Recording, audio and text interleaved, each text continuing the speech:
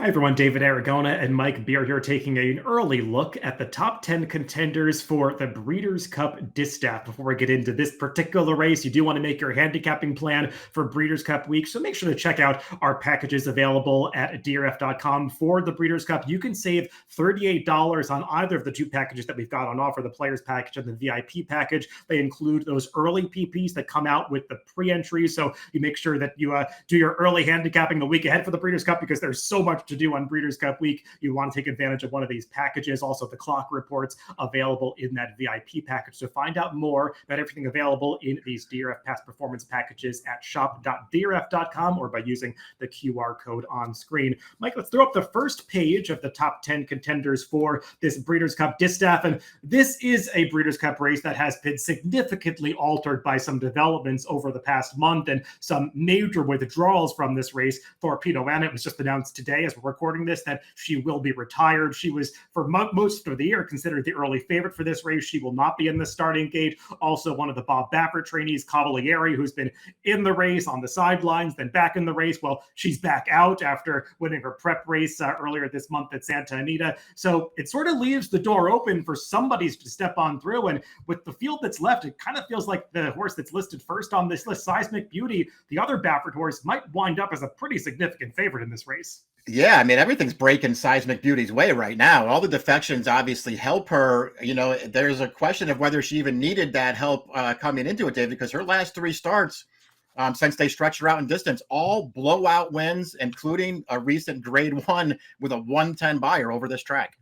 Yeah, as Mike is alluding to, she is 3 for 3 around 2 turns, the last 2 of which have been in stakes company. Let's take a look at the most recent of those victories when she won the grade 1 Clement Del Hirsch over this track at Del Mar this summer. And I mean, she's beating a really good horse in here, probably one that doesn't want to go 2 turns in Copion, who finishes second here. But still, Copion tries hard on any race that she's in. And even the third horse in here, Ricci, is a horse that's run her own set of triple-digit buyer speed figures. So the fact that Seismic Beauty is winning this race in command every step of the way is a good sign for her. Nobody in this field has come close to the 110 buyer that she earned for this race, and it's not like that's her only fast number. She's handled 9 furlongs before. I mean, unless somebody tries to mess up her typical front-running trip on the lead, she's going to be awfully tough to beat in this race. Yeah, that's how it looks, at least at this early stage. And obviously a lot can change in the next couple of weeks here before the Breeders' Cup comes up. But the way that everything is breaking for her right now, she's just supposed to be, you know, really hard to beat in here, especially not only the recent form, David, and the home field advantage and all that stuff, but her speed makes it really tough on all the other horses. And among the older horses in here, I guess the other one that is maybe second ranked to Seismic Beauty is the horse that I've got third on this list, Darth Vader. Let's take a look at her most recent performance when she faced off against Torpedo Anna. Obviously, we're not going to see Torpedo Anna coming back in this race, but Mike, Darth Vader, she's outrun her odds in a couple of grade 1 races in this division. Obviously, when she won the Ogden Phipps over a sloppy track at Saratoga earlier this year, but this was maybe a better performance when she gave Torpedo Anna all that she could handle in this personal Ensign over a fast track. And she's coming into this Breeders' Cup Distaff off a freshening, but maybe she's kind of the forgotten horse in this division. Yeah, maybe she is. And you know, it feels like she was going to be a really good price again come the Breeders' Cup. And now with all the defections, maybe that just won't happen. So we'll wait and see how that all plays out. But this is a really good position for Darth Vader to be in because she's still underrated. The race that we just watched on the screen there was a giant performance and a really tough beat for you there. I don't know how she didn't get by there, but she didn't.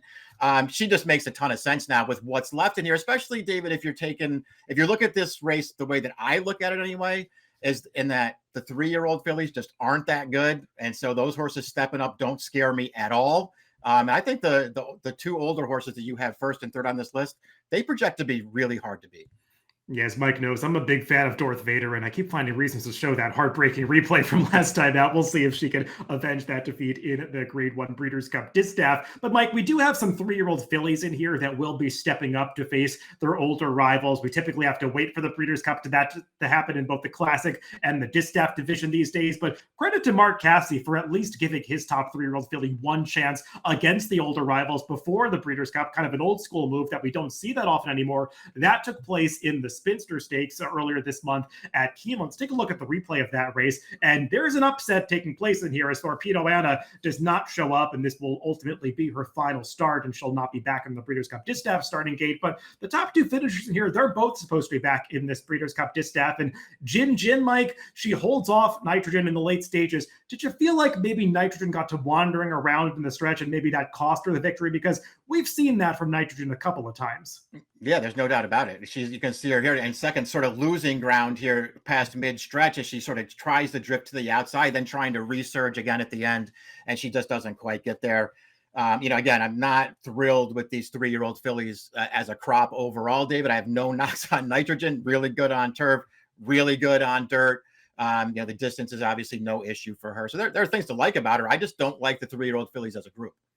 And I guess what you've got to like about the horses that I've got ranked first and second on my very early morning odds line for this Breeders' Cup Distaff is Seismic Beauty and Nitrogen. They've just kept improving with every start this season, and they show up every time. And that's not been a feature of a lot of other horses on this list. Consistency has been a problem for a few of them. That's certainly the case for Jin, who has two huge victories at Keeneland in upset fashion, Mike. But aside from that, it's hard to make her a contender in this race. But if she takes that Keeneland form out west, maybe she's got a chance. Maybe. And I guess, she could show some speed in this race too. And I guess that could be a good thing if she just falls into a trip behind a horse like Seismic Beauty. I don't know.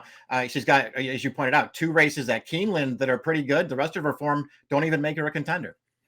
Mike, what did you make of the Grade 1 Cotillion, the final major Grade 1 for that 3-year-old filly division? Because we could have as many as 3 horses coming out of that Cotillion running back in the Distaff, led by the winner of that race, Clico. It didn't get a particularly fast number, but at least Clico is one of those horses that has been steadily improving. Yeah, I do like I like Clico as a horse, and I do think there's maybe a chance that she moves forward one more time. She'll obviously have to do that. Yeah, again, I don't want to, put too fine a point on it, David, but I just don't think the 3-year-old fillies were that good this year. And I'm not really looking to bet any of them as they step up to face older fillies and mares. Let's take a look at the second page of the top 10 contenders for this Breeders' Cup Distaff. We'll see who ends up running in this race. You could see a couple of other horses coming out of that Cotillion also on this list. Scottish Lassie, Dry Powder.